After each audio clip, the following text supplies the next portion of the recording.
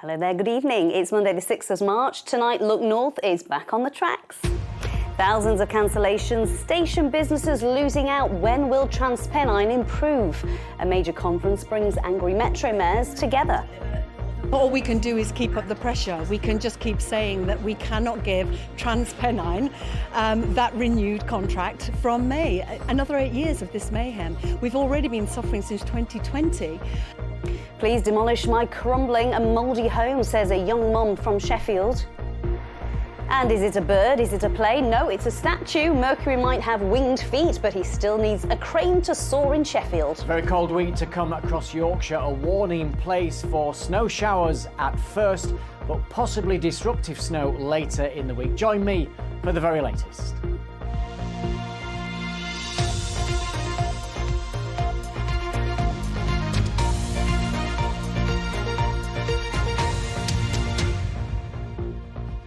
Hello, good evening. Welcome to the programme. You might notice we're looking a little different tonight. Our main studio is having a wash and a brush up over the next few weeks.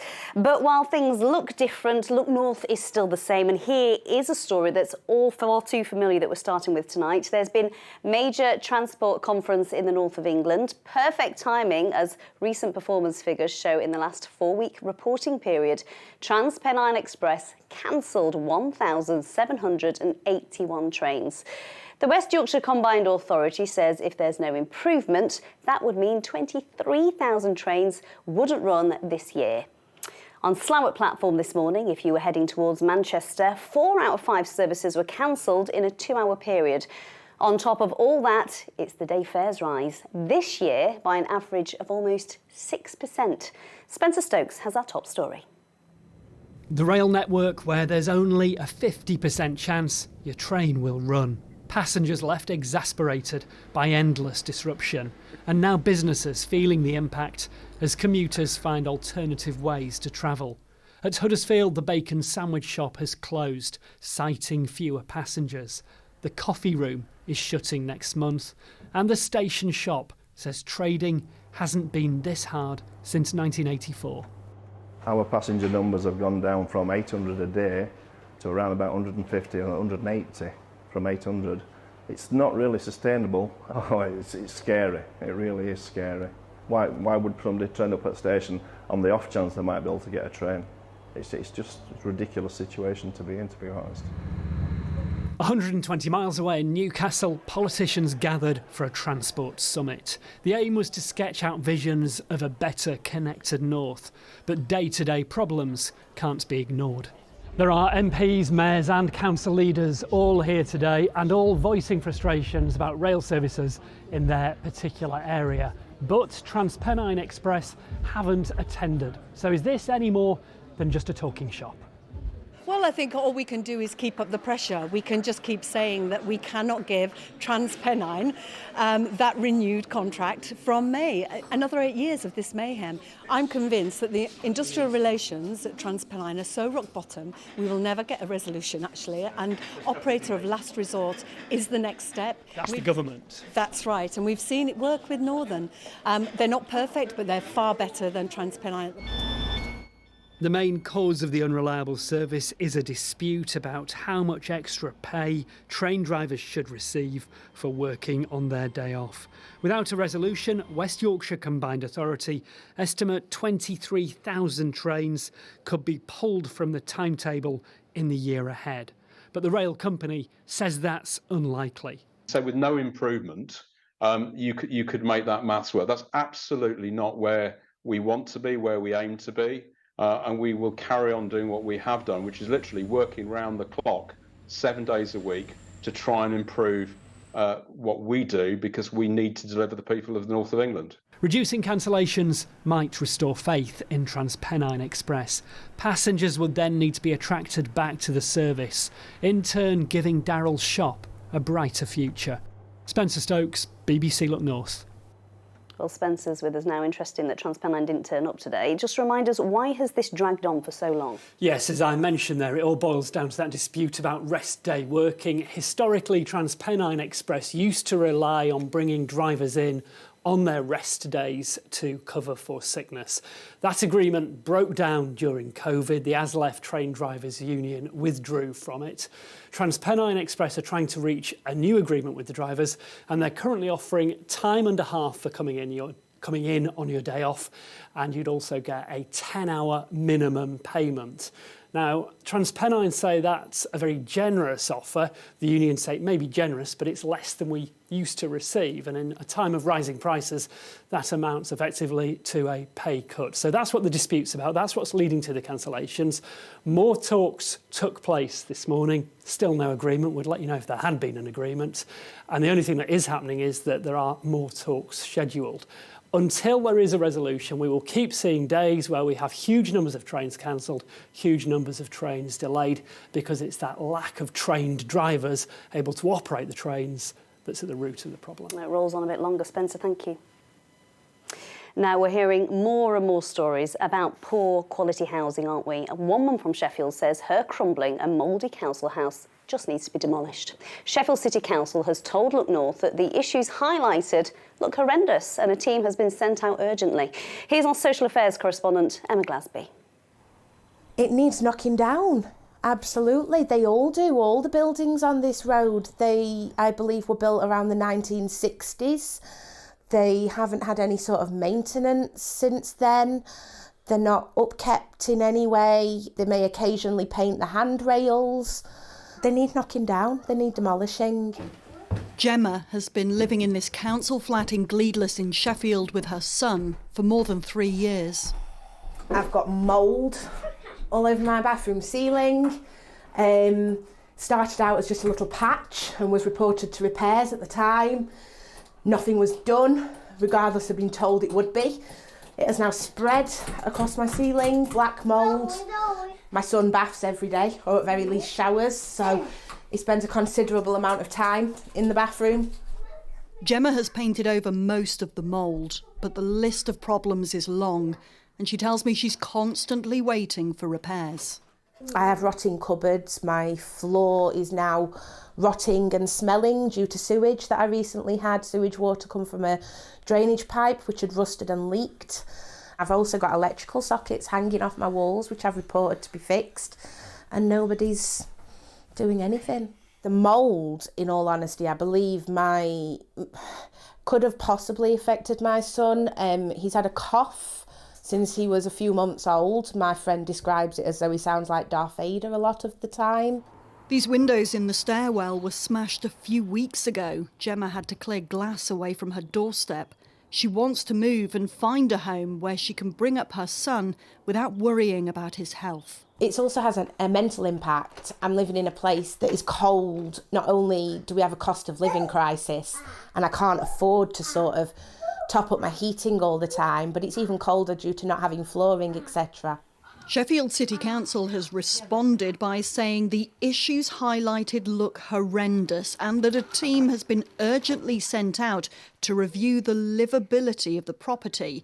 The council has big proposals to regenerate the Gleadless Valley estate, but has told us there have never been any plans to demolish this tower block. Emma Glasby, BBC Look North, Sheffield. We'll let you know how she gets on. Next, on the subject of Sheffield City Council, a highly critical report has been published today. Cast your mind back to a few years ago. Do you remember this? It was a road improvement programme which saw thousands of trees cut down and angry protests erupt across the city. Well, an independent inquiry into what happened says the council approach added fuel to the fire. The dispute did significant harm and Sheffield's reputation was damaged. Olivia Richwald is live in the city tonight. Olivia, it's all yours. Well, you're joining me from an avenue of elegant lime trees, many of which are still here today because campaigners, like the people you see behind me, fought to stop them being felled. This story goes back to 2007, that's 16 years ago, when Sheffield City Council were told that 74% of the trees in the city were mature or over-mature. This sparked plans to fell more than 17,000 trees in a street improvement programme. But not all of the residents thought that cutting down trees was an improvement, and they mounted a widespread and long-running campaign, a battle with the council which did turn bitter. The felling finally stopped in 2018, and today an independent inquiry reported that the council had a failure of strategic leadership, and the council were also economical with the truth. I'll read you a quote now from that report. It said, "The inquiry's assessment is that what campaigners saw as the council's irrational, unreasonable, deceitful, dishonest, bullying and intimidating behaviour is what generated the determination, persistence, creativity and ingenuity that the campaigners displayed. The council's behaviour was the fuel that drove the protests." There's another line. The dispute did significant harm. Thousands of healthy and loved trees were lost. Many more could have been. Sheffield's reputation was damaged, public trust and confidence in the council was undermined, and it has not been fully rebuilt. Well, these are some of the campaigners who fought to save the trees, and this is what they told me earlier. The report's quite stunning in its wording in many respects. It's probably more than we expected from the process in some ways. I had a tear in my eye as he was reading out the conclusions this morning, not because of the damage that I might have suffered, but because of the many people who did suffer wrongs. I mean, I guess we succeeded in achieving a pause in the felling and, negotiations to stop it happening, and, the trees are now much better managed through the Street Tree Partnership and so on, but it's a tragedy that it escalated to the point that it did, really. Well, the council has done no interviews today, saying it needs time to digest the report. But in a statement, it said that it wished to reiterate its apologies, and it's taken huge steps to ensure past mistakes are not repeated. Olivia, thank you. You're watching Monday's Look North, still to come on tonight's programme. You've never seen her in this role before. Anita Rani returns to her home city to become Chancellor of Bradford University.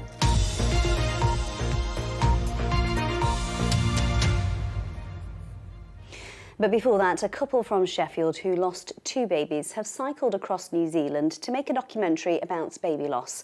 Roy and Mim Presswich sadly lost their son Lenny as a full-term newborn in 2021. They then lost their second son Bai at 18 weeks gestation. They set up Lenny's Legacy to help other bereaved parents. After their cycling trip, they came in to speak to us before we moved studios. We unfortunately lost him at 18 weeks due to another cause, which was obviously devastating, and we were completely broken after that, and we really had to address our lives and try and figure out how we were going to survive. Yeah, I'm sure, and it's, anything any parent, it's their worst nightmare to go through what you've been through. At the time of losing both children, what support were you given?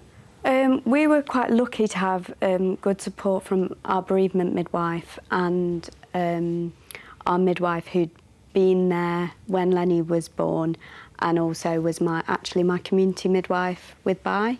But we're very aware that that isn't the case for a lot of bereaved parents up and down the country. There were lots of family and friends and people in our lives who wanted to help and just didn't know how to. And with what we want to do with Lenny's Legacy is to provide a bit more support and a bit more hope out there for bereaved parents and try and get people talking about child bereavement. And this cycle challenge, you took it on what would have been Lenny's first birthday. How was it? It was really hard. Yeah, I'm sure. It was emotionally up and down.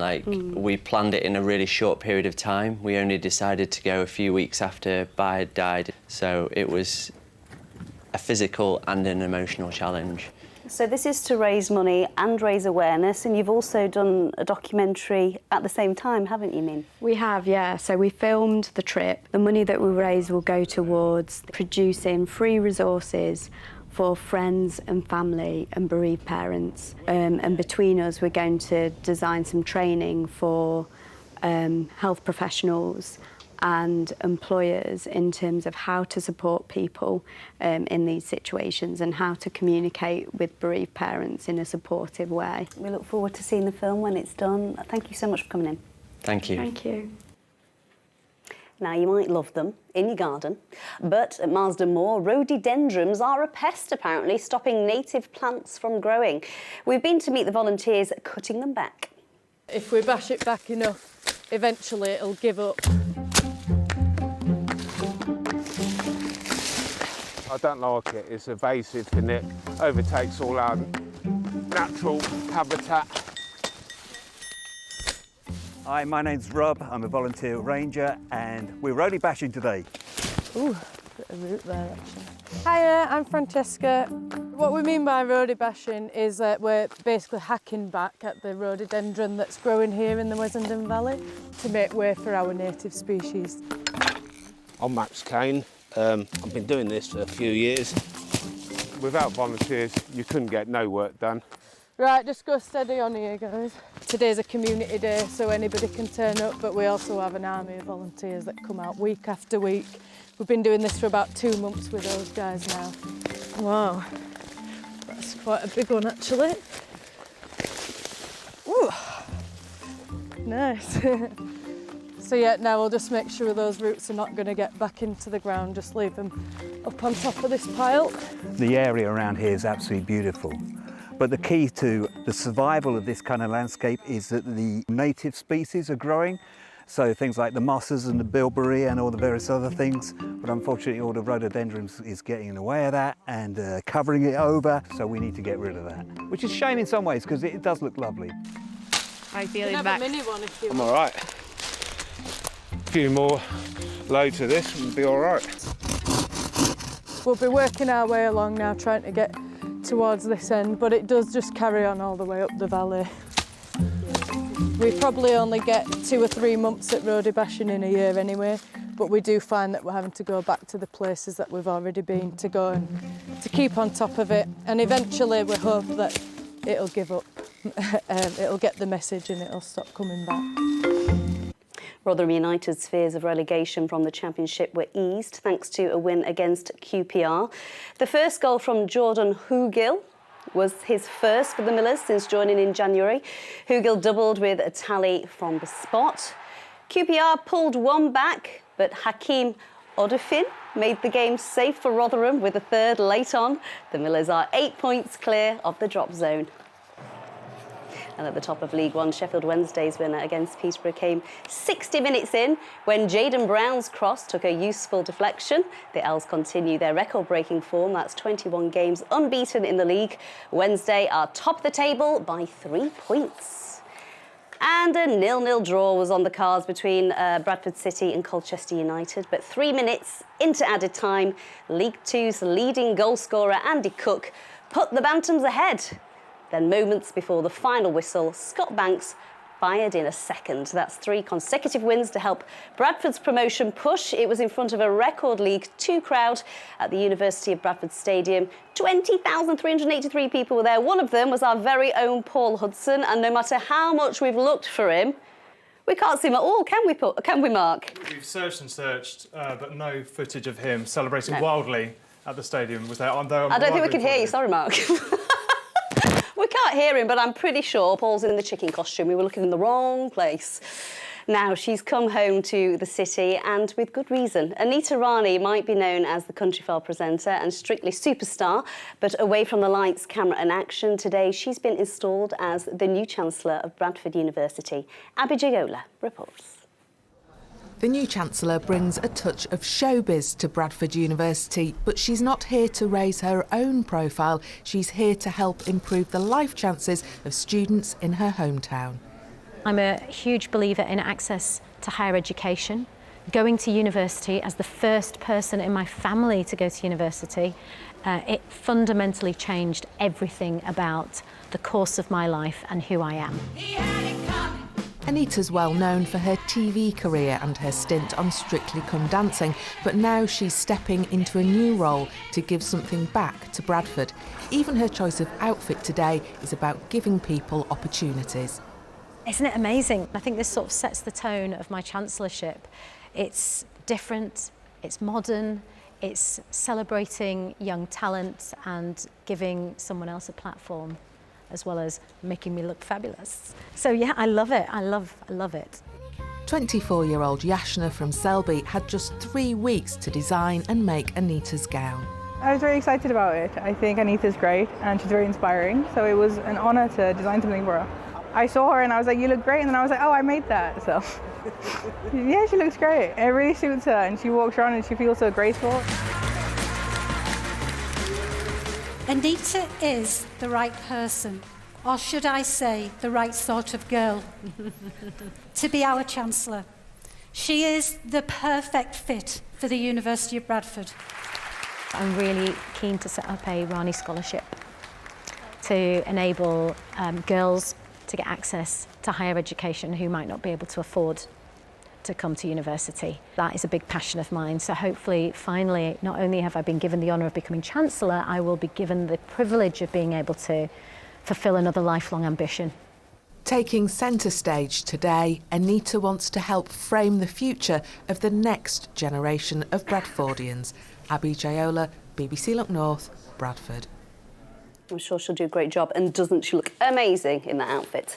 Finally tonight, Sheffield's skyline got a little makeover today. The statue of Mercury, which stands on top of the Lyceum Theatre in the city centre, was craned from its lofty perch onto the ground.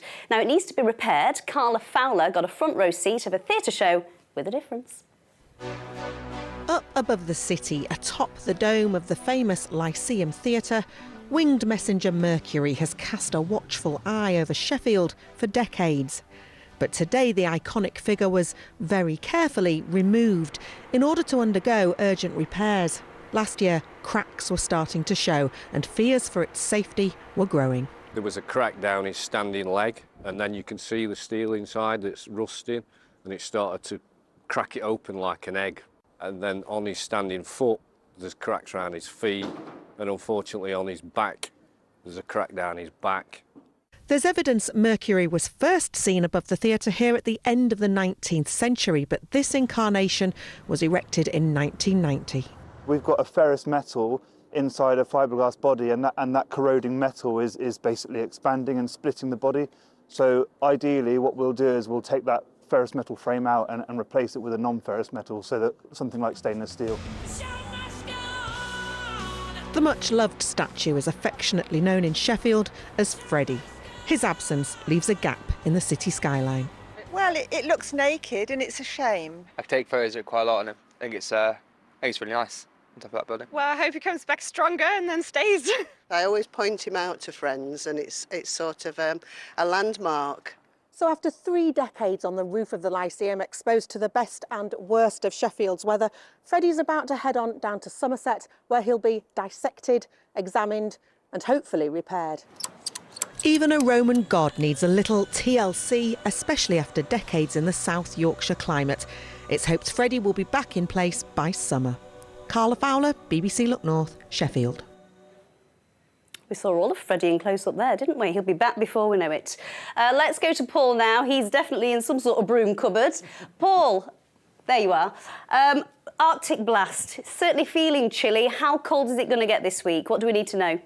Yeah, definitely a cold spell to come this week. Sharp frost as well. I think the focus of any snow showers will be towards the coast for a time later tonight into tomorrow morning, but I think the focus of attention will be later this week. A lot of uncertainty, but there could be some disruption due to snow at some point Thursday into Thursday night. We'll firm up on timings in the next sort of 24 to 48 hours, but there is a warning in place, so an interesting week to come. Let me show you a couple of pictures that you've sent in. Look at that halo around the sun, a beautiful one there on Filey Beach. This next picture is near Wakefield on the Stanley Ferry Marina. If you've got any pictures, you want to get them on the telly, send them to me. And certainly with some snow showers later tonight towards the coast, eastern side of North York Moors, that sort of area, there could be some nice pictures that you could send to me. I'll get them on the telly tomorrow night. So let's start with that warning then, a general one for some ice tonight, sharp frost, the real focus of any snow later in the week, so just make a note of that. Let me show you what's happening. We've got the cold air coming down from the north, but the mild Atlantic air is trying to get in from the southwest, and as it bumps up against that cold air at some point on Thursday, there we are. There's that risk of some snow, especially across the Pennines, but there could be some at lower levels too. But the timing of this front is open to question, so as I say, stay tuned with the forecast on Look North. Now there's the satellite picture from today. It's been a ragged clearance. We've still got some cloud to the north, and that continues to bring some scattered showers southwards. A wintry flavour to some of those showers as they clear away southwards. At the same time, some snow showers for eastern areas towards the coast. Watch out for ice with temperatures down to -3 in some spots. So tomorrow's high water times then in Scarborough at 4:14 and again at 4:21. So for much of Yorkshire, the North Midlands, we can look forward to a lot of sunshine tomorrow, but snow showers at first for eastern areas, soon moving offshore. And then as you can see, it looks set to be dry. Just the odd isolated snow shower perhaps developing through the afternoon. But as I say, many of us will be dry and bright. But a real wind chill, a nithering north-northwesterly, top temperatures around 4 Celsius. That is 39 degrees Fahrenheit. The further outlook, Tuesday night looks really frosty, a severe frost, then a lovely sunny winter's day or early spring day on Wednesday. But there's a hint of Thursday and Friday unsettled with outbreaks of rain and sleet, preceded by some snow. But eventually, the mild air wins. That's the forecast. Thank you. I think I prefer Paul in the box. I don't get much back chat, do I, when he's there? That's it, Rose. Do be careful if you're out there in the cold, because as Paul says, it's going to be really frosty. Our home for the next few months, a few teething problems tonight. Hopefully it'll only get better from here. That's it from us. Good night.